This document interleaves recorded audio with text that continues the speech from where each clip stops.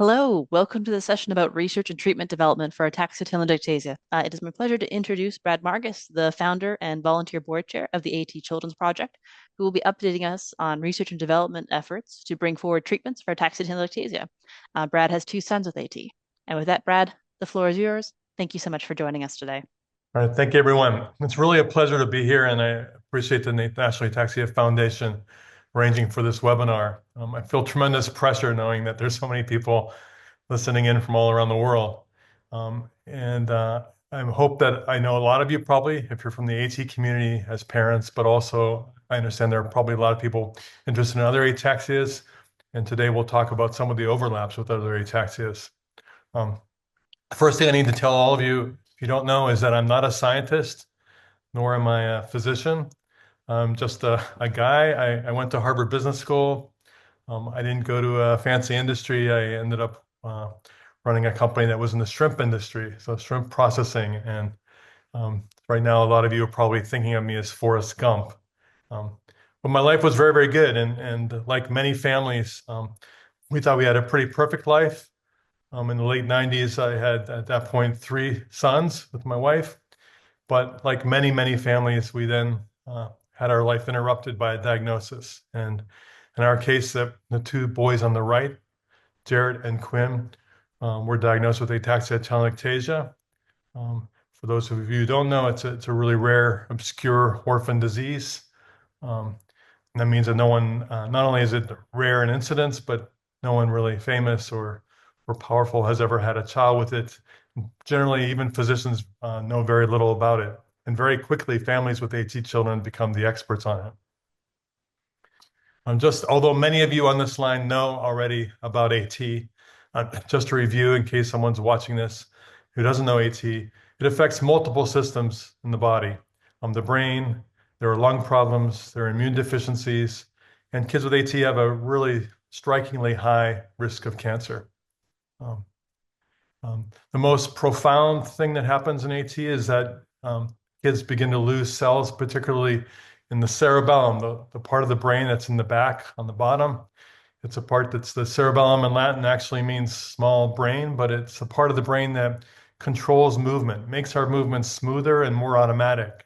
So while other parts of the brain may send directions, move your arm, reach for that bottle, whatever, it's the cerebellum that over time learns to make that really smoothly and to correct or even anticipate potential errors in movement. And so when that's impacted, like in AT, children start to have trouble walking and balancing. By 8 or 9, maybe 10, they're usually in wheelchairs, not because of strength, but because of trouble controlling their legs and arms and balance. Eye control becomes difficult. There's trouble with speech, both pronouncing words and also controlling volume. And later AT kids, older AT kids often develop tremors too. Plus, besides that, that isn't enough. We all know that there are other problems in AT. The immune systems have issues with low counts of certain cell types, like certain types of white blood cells that help with fighting off infections. As a result, kids get sinusitis, bronchitis, lung infections, pneumonias. Again, about 35% of kids develop cancer. Lung problems are probably the most challenging thing, if not the cancer later in life that usually takes lives. And there's a premature aging facet to AT. So my response after my sons were diagnosed was to learn the science. I had a couple of PhDs kind of tutor me deeply, but very narrowly on AT and on the science that was related to AT, which initially was genetics.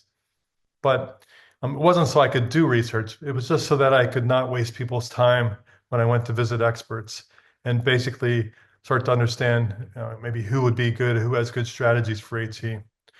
Learning the science was one thing. Learning how science works is a completely different thing. I had to understand how do researchers get funded, how do research decide what to work on, what do they care about, looking at what motivates scientists was important.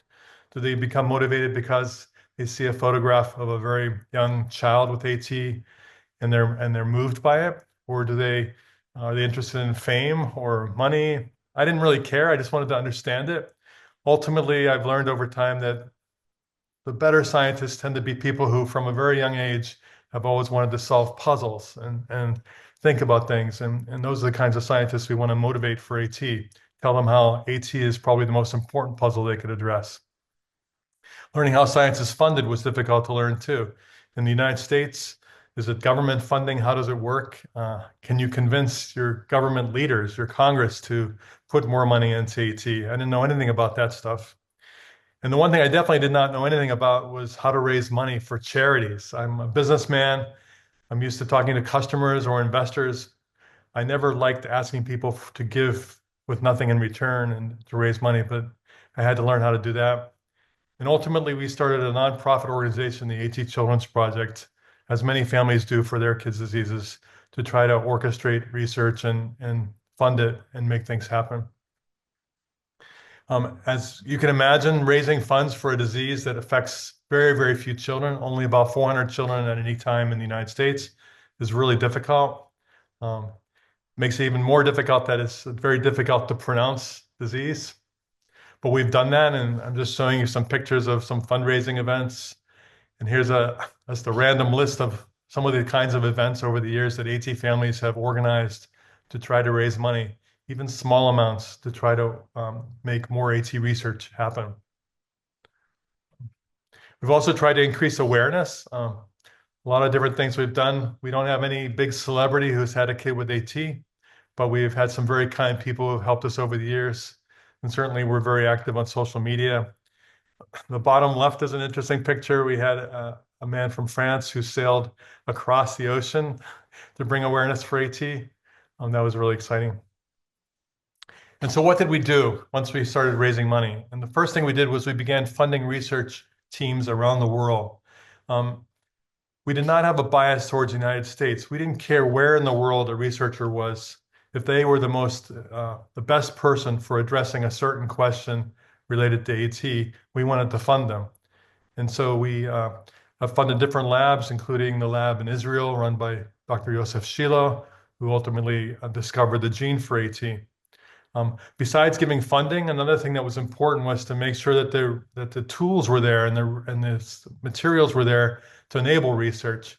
If a new scientist was persuaded to work on AT, we didn't want it to be difficult for him or her to get access to specimens, blood samples, skin samples to grow cell lines, other kinds of tissues. So we set up public accessible biobanks to hold these things. There are other tools that researchers need, things called functional assays. These are tests that maybe with cells, even miniaturized sometimes, that can test to see if a drug or some kind of intervention is helping. Antibodies can be used to localize or identify where in tissue or in the body the AT protein is. Induced pluripotent stem cells or iPS cells that you can make from blood from AT kids can then be turned into brain cells and used as research tools. Today, they're even turned sometimes into organoids or what we call mini brains that you can even record electrically. These are all important tools that we've put in place for research. And then the last thing is making models of AT. So not just organoids and cell lines, but also animal models in different types of organisms. Our goal was to find something from which we could learn more than you can learn with an AT kid. So over the years, we've made a lot of different animal models. A monkey model of AT was actually made by identifying some monkeys that were carriers and breeding them together. We've made a lot of different kinds of AT mice over the years with different mutations and different background genetics to try to get a mouse that was more like AT. Pigs. In the middle there, you can see marmosets that are currently being developed for AT. But in spite of all this, we've been quite frustrated. Most of the animal models of AT have immune problems or cellular problems like cell cycle defects and things like that.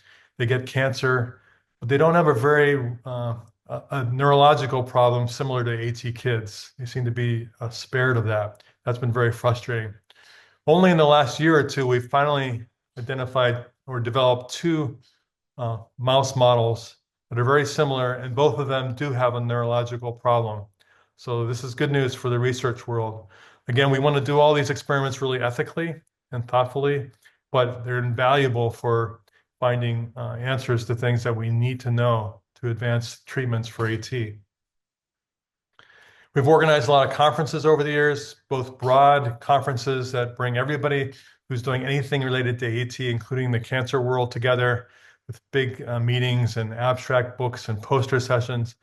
And we've also organized small workshops that are very focused, like one we had a year ago on just gene therapy for AT. It was important to develop standardized scales that you could measure how AT progresses in an AT kid over time with different measurements. And so a network of AT researchers and clinicians around the world worked together and developed several scales that are really useful now for running clinical trials. We created clinical centers with multidisciplinary teams of clinicians. We created one at Johns Hopkins Hospital in Baltimore. We've also worked together with ones in England and all over Europe and Israel and other places to try to really coordinate and learn from the clinical setting what AT is all about and what can be done. And we also set up a global AT family data platform that's not owned by the US AT organizations, but is that truly a global organization. And its purpose is just to collect data from families directly and offer an opportunity to sequence their genomes. So this has now been done so that we've collected data from 645 AT children, and we've also been able to sequence over 400 kids with AT, not just their AT gene or their exome, which is a part of the genome, but their entire whole genome, every base or DNA letter across their whole genome. I'll talk to you later about how some of this has been really valuable to researchers. This is a screenshot of our data platform's homepage. The platform has actually now been translated into 11 different languages. But if there are other AT families and communities around the world that would like us to do it in more languages, we'd be happy to do so. We've initiated clinical studies to examine some of the symptoms that AT kids suffer from and to determine whether we can manage them better. So, for example, looking at lung function and whether certain kinds of respiratory exercises could be helpful, eye tracking, and even cognition. Neuropsychiatric, neuropsychological studies have been performed. We perform brain imaging studies. So we've done published results from a study we did where we did PET imaging with a type of PET brain imaging called FDG that looks at metabolic activity in the brain to see which areas in the brains of AT kids are more active or less active than healthy control kids. We've held, besides scientific conferences, we've also held caregiver workshop weekends. These are weekends where we bring together parents or other people who care for AT kids to compare notes, to learn from each other, talk about tips for getting through each day and coping. They're usually very emotional and warm meetings, but also very practical and helpful. And similarly, we've created handbooks over the years to just to share with families what's learned. You know, when my kids were diagnosed, there was very little known about AT. Most physicians only saw one case in their career. So you couldn't ask, is this typical for AT or is this unusual? What do you do about vaccines? What do you do when a kid has this problem or that problem? So we've tried to share this information and not have to have families go through the same thing again and again. We've also focused on discovering biomarkers, which are something you can measure in an AT kid that's objective and quantifiable to determine, for example, if a kid is deteriorating or if a drug is that the child is being treated with is helping things. Fluid biomarkers in particular are helpful. You know, you can't really take a biopsy from the brain, but if you can measure things in an AT child's blood or spinal fluid, then that's valuable. So far, we've already identified that alpha-fetoprotein is elevated in AT kids. That's been known for years, although we're not exactly sure what it means. We now know from a couple of years ago, a study that was done and confirmed that neurofilament light chain, NFL, is elevated in the blood of AT kids. NFL is a marker for brain cell death for any disease. There are other diseases like ALS and Alzheimer's where brain cell death is happening. You see this protein go up in blood. And so sure enough, in AT, NFL is elevated really clearly, dramatically. There's no overlap with healthy people. It's a real marker. But besides that, we're now running a study with 60 AT kids to try to see if some of these markers change over time and to identify more markers that could be useful. I'll talk about it later again, but having markers and clinical scales and these things, these tools in place are critical for getting companies interested in working on AT and make our disease much more attractive to companies and investors.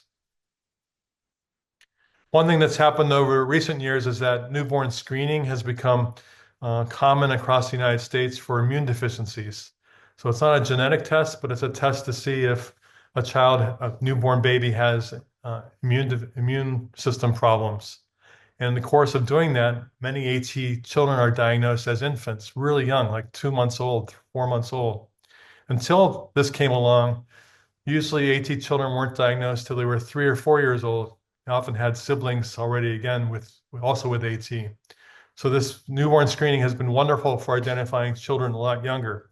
The problem, though, is that we don't have that much we can do for those infants. And so the downside or the bittersweet part of this is that families are learning about AT in their families much earlier, and that's a really brutal thing. We've encouraged AT families to participate in research, and I have to say, many of you are on this Zoom call right now. We can't thank you enough for how wonderful it's been and how great you've all been in participating in research whenever we ask. It's been the key, and a lot of researchers have commented many, many times to us how amazingly supportive and engaged and willing to participate AT families are. We've interacted with a lot of government and other nonprofits over the years. It's key to learn from others, and that's what we've done. And then we've developed wearable sensors. These are digital sensors that allow you to more objectively measure the neurological facet of AT. So it's really not ideal to have a neurologist see an AT child for half an hour or an hour every 6 months or a year. That child can be having a good day or a bad day, or a lot of different things can affect that exam.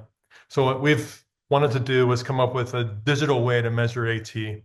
And what we've now been testing is a wearable wristband as well as an ankle brand that we've collected data from. And doing this, you can collect data 24 hours a day, 7 days a week, and collect a really large data set on a child. And importantly, you can apply things like machine learning, which is a type of artificial intelligence, to look at the patterns in those data and to see things that maybe humans can't see and come up with better ways to predict what's going to happen. So this technology has really been making a big difference in improving how we can run clinical trials for AT. Now I'd like to spend a few minutes, and I hope I don't go too deep, but explaining AT biology. In other words, we all know that AT kids, inherit a bad copy of the AT gene from their mother and a bad copy of the AT gene from their father. If they get both bad copies, their bodies and their cells do not make the ATM protein, and that causes AT. But what does the ATM protein do in healthy people? So this is a slide at the moment we had discovered the AT gene and the AT protein, what we knew about it. We didn't know anything about what it did, where it was locally located.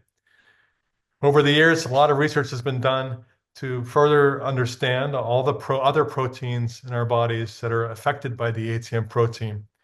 Needless to say, this is not a protein that has one little role.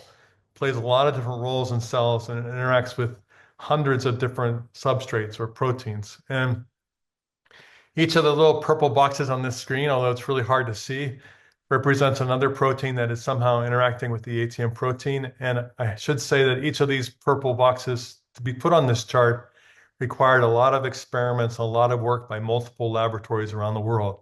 So this is a huge amount of work represented in this. And yet what you can see is something that is really discouraging for someone like me as an AT dad. I didn't want this. I wanted the AT protein, when it was identified, to be really simple and just something that could be quickly replaced and would do what we needed to do. Instead, we found out that the biology is really complex. And over the years, it keeps getting more complex. And so across this, we now have new technologies to try to dive into this and mine it better. This is what we know so far about the ATM protein. And in simple terms, it's a kinase, which means it's a protein that sticks around and does things over and over again with other proteins. It orchestrates the way cells respond to DNA damage. So DNA damage isn't just from something you do from smoking or something terrible, everyday life, even if you're a healthy person, you're bombarded with things from your metabolism and other factors that cause your cells to have some of their DNA damaged. Fortunately, healthy people have machinery in their cells that kicks into gear and repairs that DNA. The ATM protein sits in what's called a dimer. So that's actually the two copies of the ATM protein kind of stick together in your cells after they're produced and hang out there. They're not active all the time. They're just hanging out in the cells, waiting for some DNA damage to occur or some other stress to occur to cells that suddenly require the ATM protein. At that point, ATM protein acts on itself and separates, and then it's able to interact with a lot of other proteins. It's often referred to as a cascade, all the proteins that the ATM protein interacts with. Some of them, like CHEK2, is a protein that controls the copy and divide cycle in your cells. So when there's DNA damage, besides when the ATM protein starts to function, one of the first things it does is it slows down the copy and divide cycle so that DNA can be repaired before starting up again.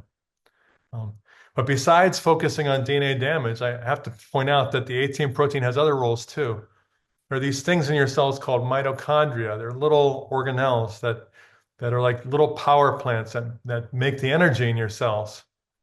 Mitochondria have a very complicated balance that they have to maintain. And in AT kids, if you look in their cells, the mitochondria are not balanced correctly. Some are dying, some are not being replaced, some are being bombarded with more oxidative stress. And so there's resulting a lot of different kinds of wrong signaling that occurs and inflammation that occurs. So all this is controlled by this ATM protein, which is a really central control, like a master conductor conducting an orchestra of a lot of different things in your cells. So unfortunately, when an AT child doesn't have the ATM protein, all these things get screwed up. Even in the brain, we're not positive what brain cells why brain cells die in AT kids. We believe that maybe accumulating DNA damage is a big part of it because most brain cells do not copy and divide. They stop dividing when the child's very young and they're just there. So if they continue to accumulate DNA damage that's not repaired, you can imagine it reaching a threshold where those cells die. But there could be other reasons too. Oxidative stress that occurs in your cells could be a problem that's causing death in brain cells. There's a thing where I mentioned that the cells are not dividing, but it could be that without ATM, those cells sometimes somehow are tricked into going back into cycling, copying and dividing, and that could be causing death. There are a lot of different reasons. I should mention that there's some clinical trials that have been underway recently for AT. Many of you are familiar with them or participated in them, I think, but the couple that are probably most well known, there are two trials for where you're treating AT kids with low dose steroids. As I mentioned, inflammation seems to be playing a role in AT. And we've known for many years from AT kids being put on steroids for other reasons, like cancer and other things, that the child seemed to do a little bit better when they were treated with the steroid. And so Quince Therapeutics has a unique technology where they take blood cells out of your body, load the cells up with the drug, in this case, the low-dose steroid, and then put it back into AT kids, and it sticks around longer than it would otherwise. Grace Therapeutics has an interesting way of delivering steroids by spraying something in the back of your throat. Much easier than having to swallow something, and is an interesting approach that's now underway and being tested. These other companies have also different treatments. IntraBio has something called N-acetylleucine that is looking promising in several types of ataxias, and we're now trying it in AT kids. Dojolvi on the right there is a drug called triheptanoin, has a brand name Dojolvi. It's been tested by a team in Australia, and about 30 AT families have participated and showed some real interesting positive results on different markers. And we're encouraged by that. And another trial, a larger trial, is now being planned. And then the middle one, Niagen, is a nutraceutical. It's called nicotinamide riboside. It's a form of vitamin B3. Several groups, including a team in the Netherlands, have run a trial on this and shown that biomarkers in the blood do change with this. There's something called NAD, which is low in AT kids that is raised with this drug.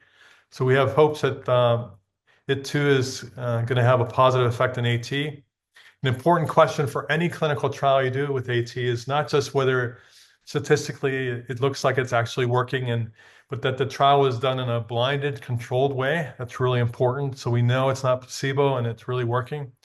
And then the other thing is that it has a meaningful effect size. So even if it's real, most of us as AT families don't want just a drug that barely makes Johnny or Mary a little more energetic or have a little clearer speech. We want something that can actually make a difference to everyday life and quality of life. That's what we're all focused on. So now I'm going to walk you through, keeping in mind I'm just an AT dad who decided to do this and start the AT Children's Project, but I'm not a neuroscientist or scientist myself. Let me try to explain to you some of the AT research strategies that we're pursuing right now in hopes of coming up with new treatments. So strategy number one is probably the most obvious one. And that is, if we know that the AT gene is disrupted, is misspelled in AT, and both copies of them are no good in an AT child, then how can we either replace it with a good copy of the AT gene, or how can we edit it somehow, fix the spelling, correct the errors?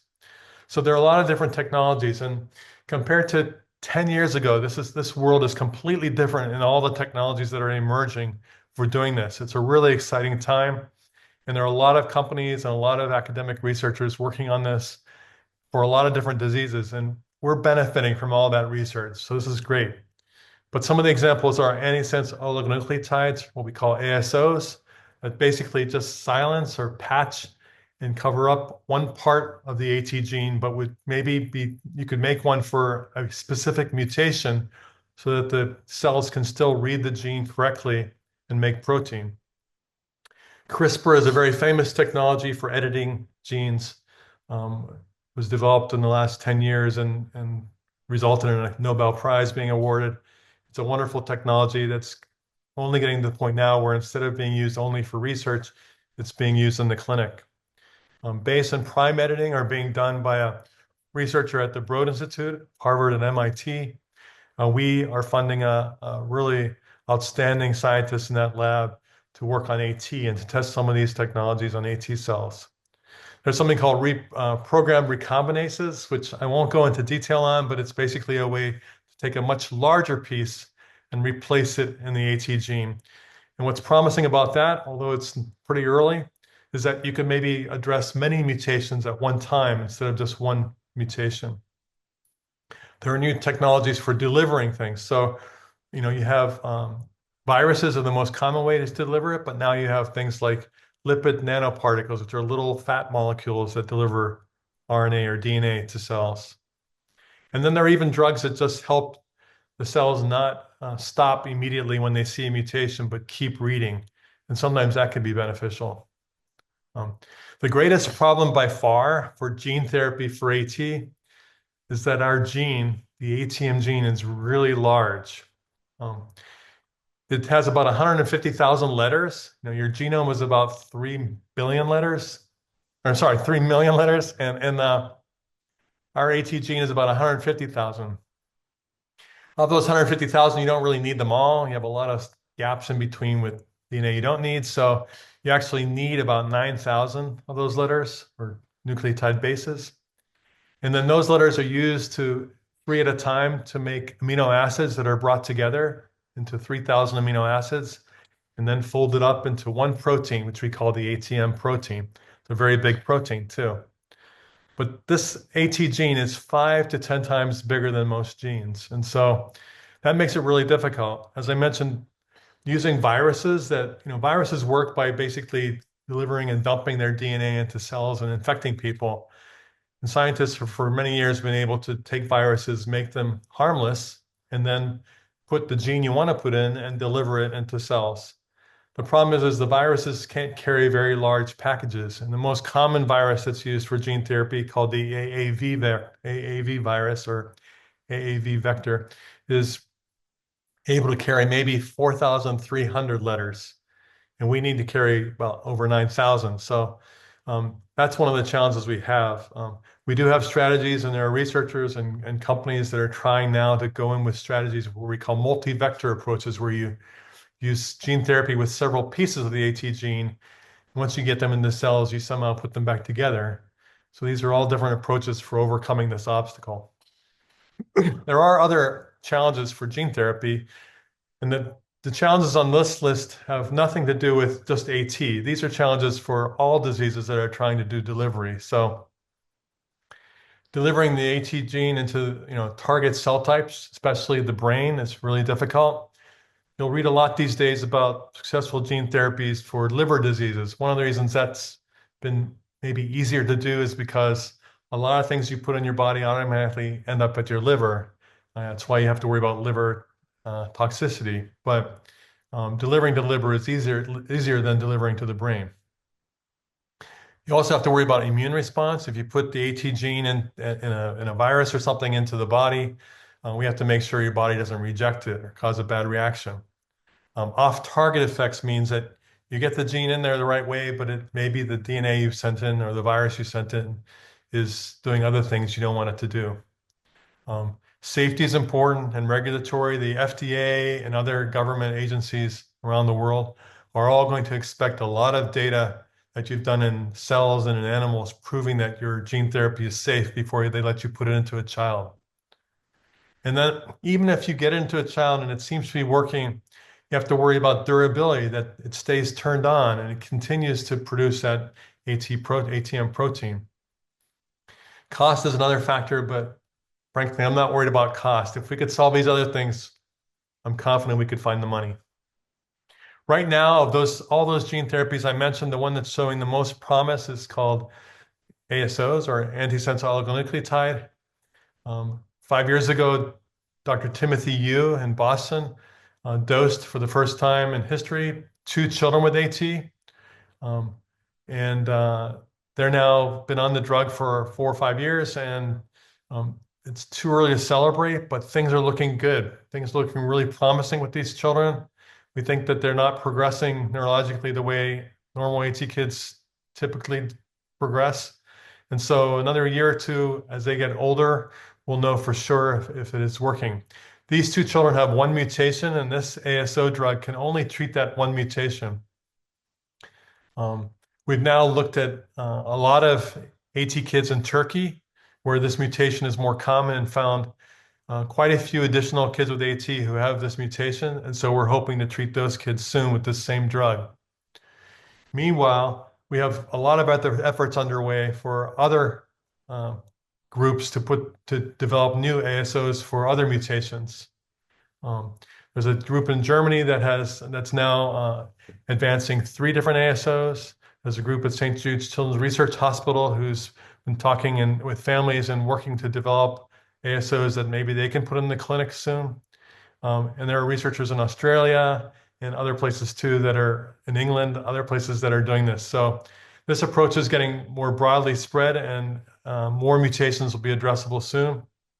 I should point out that this ASO strategy, even if we did it on every mutation you could do it on, will only really be effective in about 25% of AT kids.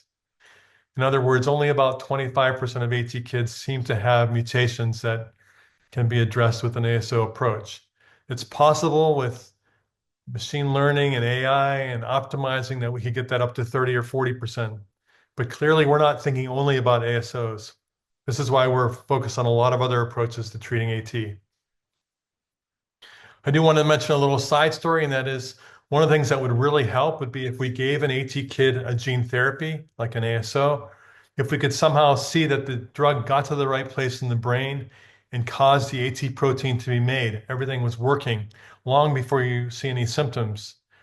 And so what we've developed recently is what's called a PET ligand, or PET imaging tracer, where we take a drug that interacts with the ATM protein, we label it with radiation, and we put that in an AT kid's brain just for 15 minutes or so, and then we image them, and we can tell if, in fact, it's still dark, it means there's no ATM protein made, or if it lights up, we know that the gene therapy has been successful. This is very close to being done. We're running into some obstacles and snags, but we're hopeful that we'll have this tool in place soon. And it will really make it possible for us to do gene therapy much more quickly. And I think it'll be really encouraging to a lot of companies to test their technologies on AT because a tool like this exists. So that was all strategy number one. How do we actually address the cause of AT? Now I'm going to talk about a strategy that has nothing to do with the cause, but one of the problems we know occurs in AT, and hopefully something that if we address it, it could make AT progress more slowly. So one of the things we know happens in AT is that there's neural inflammation. The brain has too much inflammation, and for whatever reason, the cells are dying. Inflammation is making it much worse. And there's a lot of different reasons and evidence that's listed here of the reasons why we think this is true. But today there are drugs out there for various brain diseases being developed that all address inflammation in the brain, whether it's for ALS, Alzheimer's, Parkinson's disease, these other diseases. And so we're borrowing from those, and we're trying to identify ones that we could try and test in AT kids to address some of the neuroinflammation. Strategy number three is, remember I mentioned mitochondria, the power plants in your cells have trouble with in AT kids. So there are drugs that actually can address this. We've seen that this mitochondrial dysfunction happens. It kind of makes sense that mitochondria problems could lead to certain cells dying in AT that are dying. For example, there are these cells in the cerebellum of the brain that are dying in AT kids called Purkinje cells. They're very large. They're very active and metabolic. They're constantly firing to keep you balanced or keep you controlling things, movement. And so they generate a lot of energy, and they also generate a lot of DNA damage and reactive oxygen species, things that do harm. So the mitochondria are very vulnerable in those cells. And so it makes sense that if we could treat those, we might be able to help AT kids. And again, there are lots of different strategies here. And for both the strategy number 2 and strategy number 3, if you go to our website at atcp.org, you can see a lot of different specific examples of the drugs or the approaches that we would try for this particular strategy. I think we had about 20 for strategy number 2. We have 9 specific examples for strategy number 3. Strategy number 4 is reducing what's something called cellular senescence. And that basically means aging, really fast aging of cells. And so what we've seen in AT is that AT kids compared to normal cells seem to be going through changes that are as if they're aging much more quickly. And so there are actually some drug and treatment strategy that would address this. And that's kind of what we're focused on with this strategy. Strategy number 5 has to do with something called mechanical stress. So it turns out that besides DNA damage or oxidative stress or inflammation, there's also stress that AT cells are more vulnerable to from being bumped around. And, whether it's in tissue growth or from movement. And scientists have demonstrated this in the lab, and there are actually some drugs that seem to stabilize the scaffolding inside AT kids' cells that would make it stronger and maybe make them less vulnerable as a child's disease progresses. Strategy number 6 is to rebalance this brain activity and circuitry. So this is very different. This isn't necessarily using a drug. And this isn't addressing the cause of AT at all. This is just saying, look, if we know certain parts of the brain are dying, then the circuitry, the firing, the wiring diagrams are disrupted. And if we can understand that well enough, maybe there's some way we can intervene.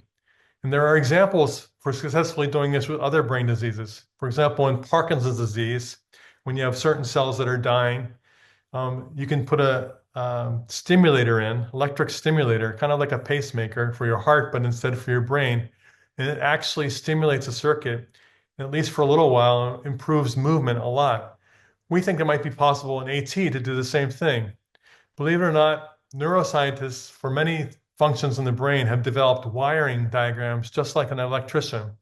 This diagram in the middle, the blue circle there is a PC. It stands for Purkinje cell. We know is dying in AT. And by understanding these circuits, we can say which areas of the brain maybe should be stimulated. And maybe it wouldn't necessarily stop the disease completely, but it could maybe improve symptoms or slow the progression so that an AT kid, instead of being in a wheelchair at age 10, might make it to age 15 or 20. And there are different devices emerging all the time for doing this invasively, like the picture on the right, where you actually put a wire into the brain, or non-invasively, like on left, where you simply from the outside are able to do focused ultrasound or other methodologies to stimulate different parts of the brain. Strategy number 7 is a very bold one, replacing neurons or promoting survival with growth factors. So if you know cells are dying in the brain and you can't do anything about it, maybe there's a way you can deliver new cells to the brain. This used to be really futuristic and kind of crazy. People have been trying for decades and decades in other diseases. But in the last 5 years, huge progress has been made. There are several companies that are working on this for other diseases. One company in particular has inserted brain cells, manufactured brain cells into children and adults with epilepsy and have been able to stop seizures.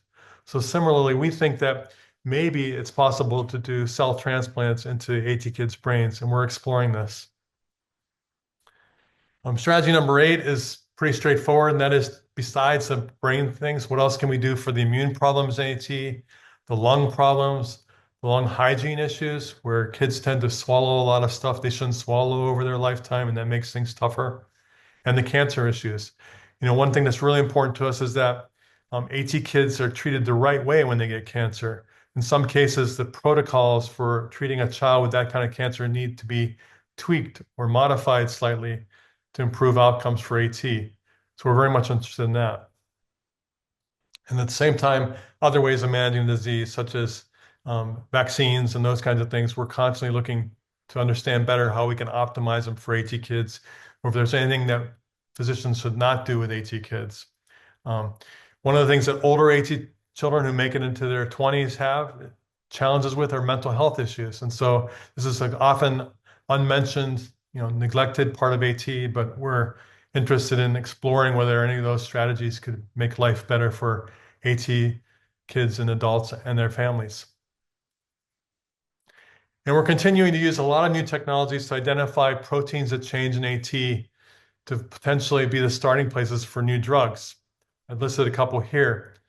But what's really exciting right now, and this is happening just in the last 6 months, is that there are new AI models. You're all familiar with ChatGPT and language models, but there are other kinds of models that can be used to sift through enormous biological data sets and see patterns that humans can't see.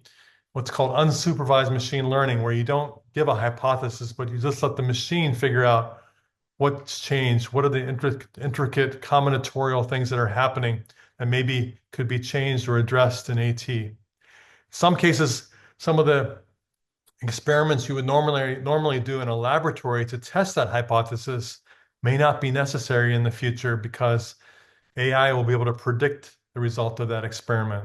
So it's really a new day for AT in that these models are really making a difference. And the best thing you can do is to continue to generate a lot of data. ChatGPT was trained on trillions of texts and emails and every book on the internet, a lot of different information, a lot of data.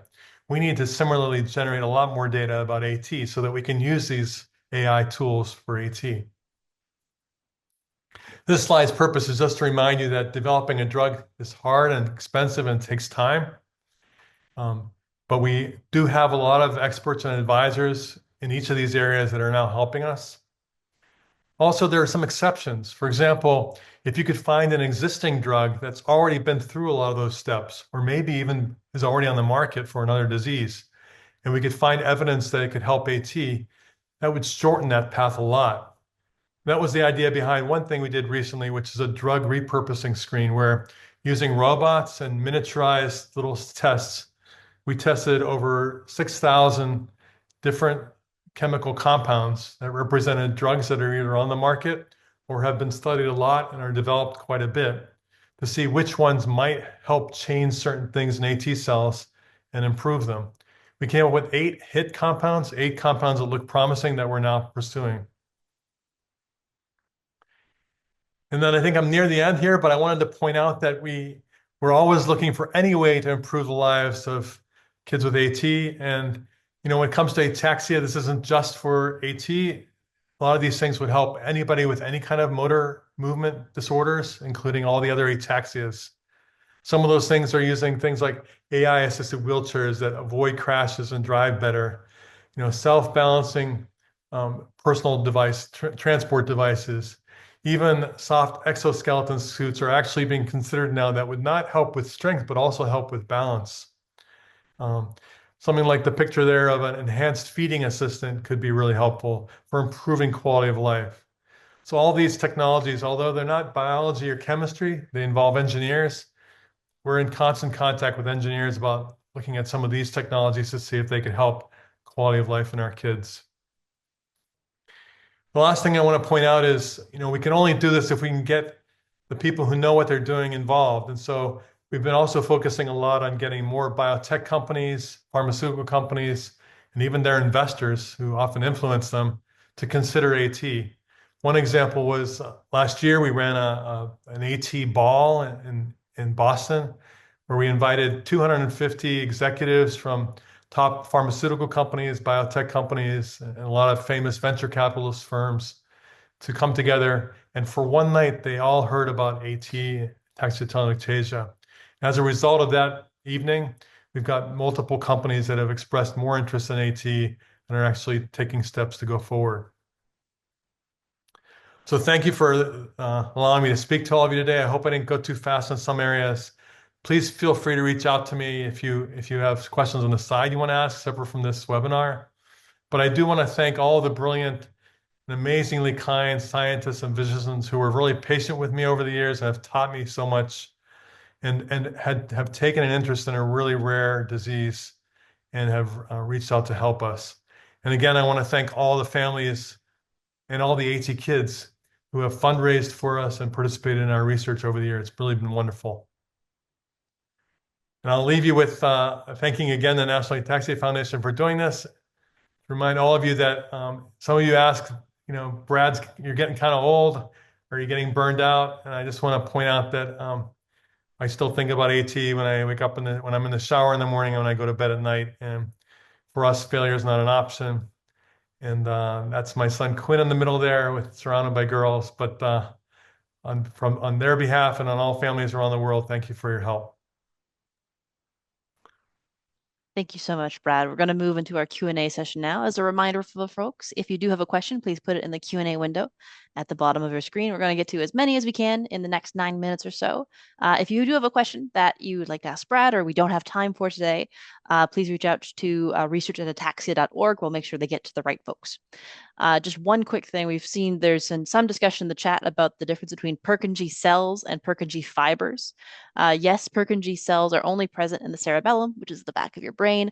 Purkinje fibers are found in the heart, are not related to Purkinje cells. They were both discovered by the same person who gave them his last name, which leads to some of the confusion here. But let's dive right into questions. First off, a clarification question around some of the terminology used in AT.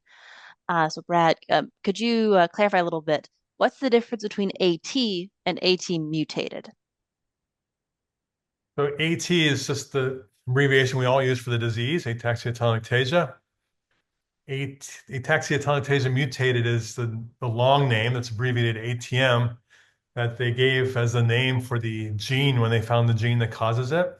And every gene is used as instructions for cells to make a protein. Sometimes that protein has a different name, but in the case of our protein, they gave it that same name, ataxia-telangiectasia mutated or ATM. So when you hear ATM, someone's either talking about the gene or the protein. If you hear AT, they're talking about the disease. Lots of different terminology being thrown out here. We have another attendee who asks, parent to parent, I know your boys are older now and they've lived longer than some other individuals with AT. That's wonderful. And I'm wondering if you have any advice on how to stay healthy and living longer. Is there anything specific you do for your boys or that they have difficulties with that you've been able to solve? It's a nice question. So first of all, I just want to clarify for the whole world that we certainly haven't discovered anything secret that we haven't told all of everybody. If I had a treatment that was working, I would be screaming from the mountaintop.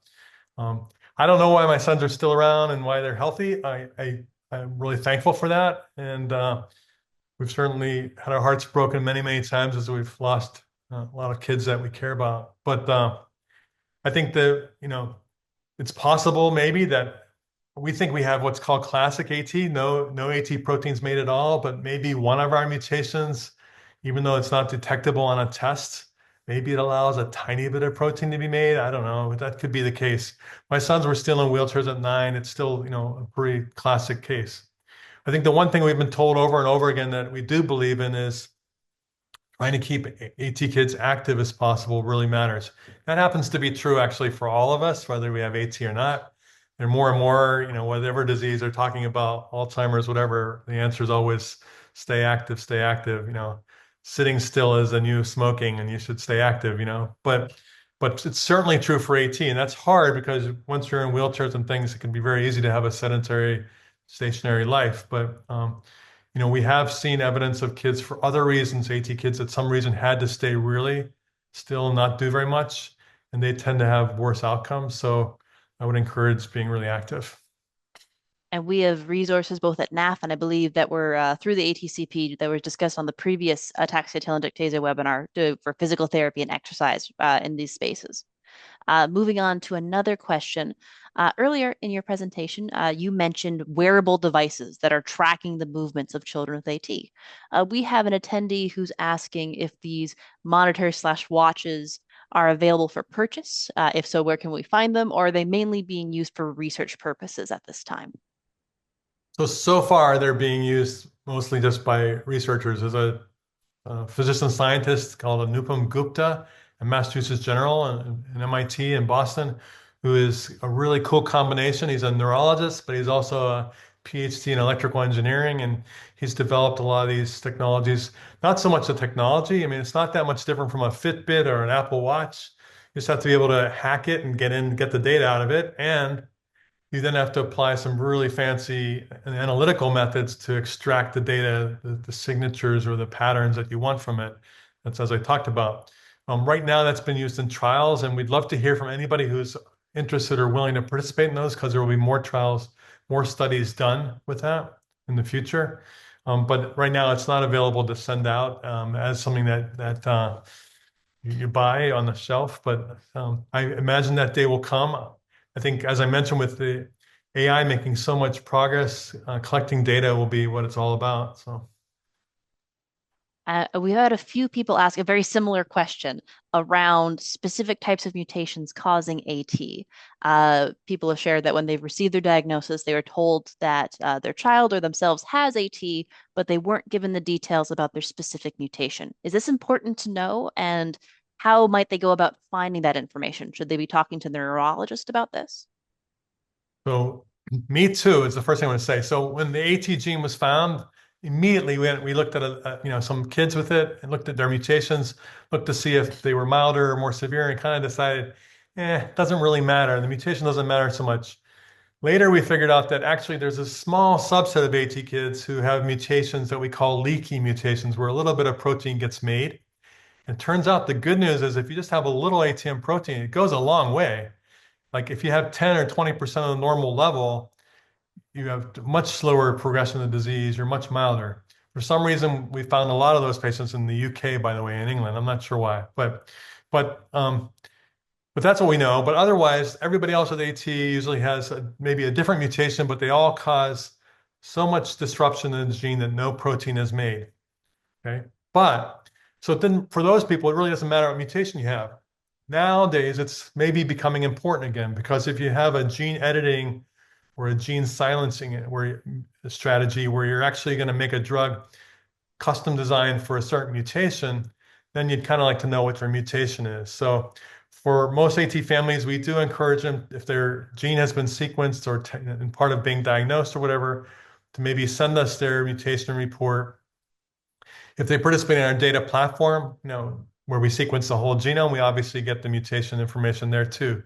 But it's just good because certainly for me, if anybody ever makes a drug that addresses one of my family's mutations, I'm going to want to know about it. So you want to share your mutation with it. But that's the story why it didn't really matter before.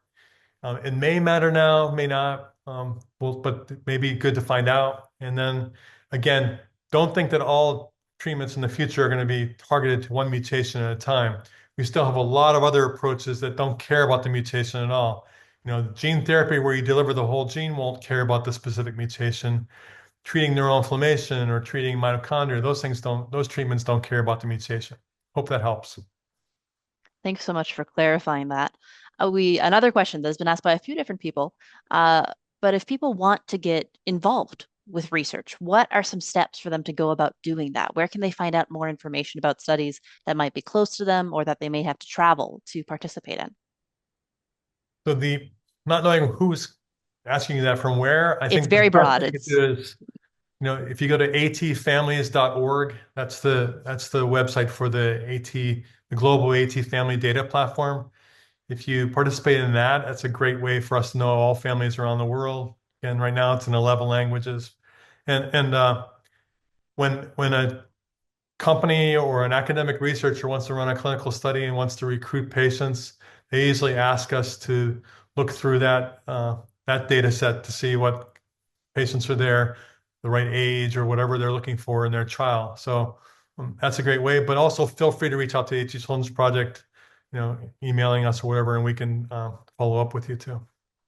And if folks are interested in participating in multi-ataxia studies, so interventions like exercise, speech therapy, there are some available on the National Ataxia Foundation website. But these are usually for multiple disorders, not specific to AT. And time for one last question. We have a few folks on the call who have variant AT. So, as you previously mentioned, some folks who have slightly higher protein levels have experienced symptoms later in life. So, we have some adults on the call who have experienced symptoms into adulthood. Is there anything that the AT Children's Project is doing specifically for this particular population? Or are you looking broadly at all forms of AT, including the most common and some rarer presentations? We're looking broadly, but we're not forgetting about the ones who have some protein because they have an interesting situation. So some people like calling it variant. Some people feel like doesn't sound very nice. Like it's like my AT sons often talk about how they're mutants like X-Men, and they don't mind it, but anybody else would say that it's politically, not a good thing to say. But anyway, what we mean is milder, or for some reason, their mutations allow a little protein to be made. And as I said, it allows them to progress less quickly. And so the interesting thing, if you do make a little protein in your cells, is that there are some researchers who have strategies for not replacing it, but just for increasing its expression. So if you could goose it a little bit, I don't know if that's a term people understand worldwide, but somehow, increase the expression level of that protein a little more, you could maybe make the disease even milder because you already got a little bit to start with. And so we actually do think a lot about variant or mild AT these days because there is a strategy where you could see a treatment that was just meant for only people with that situation. Well, thank you so much, Brad. We are not only out of time, but over time.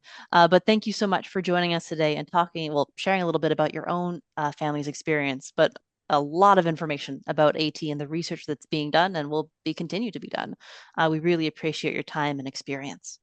Great. Can I say one more thing? Of course, I please. want to point out that just so you know, when my kids were first diagnosed as having ataxia, but we didn't know it was AT yet, this will happen that week. There was a conference happening by the National Ataxia Foundation, NAF. It's in Houston, Texas, and I flew there, not knowing what I would find, but just saying there are going to be a bunch of people there who have families affected by ataxias, and they say that my kids look ataxic, so maybe I can learn something. And it was a wonderful, wonderful community that I met there. And it turned out there was one other guy there who had a kid with AT, but because AT is really, really rare, but the overlap is so significant, and people living with movement challenges and quality of life issues, that it was a really great group, and I've stayed in touch with a lot of them. So, I am thankful that the NAF exists, and hope that we can all continue to work together. AT Children's Project, focuses intensely on just AT, but there's so many things NAF is doing that's still relevant to our community too. So we really appreciate it. Thank you so much, Brad. We appreciate the kind word. And with that, we'll also thank all of you. Thank you so much for joining us and learning more about ataxia-telangiectasia. Wherever you are in the world, good morning, good afternoon, good evening. Have a wonderful rest of your day. Take care, folks.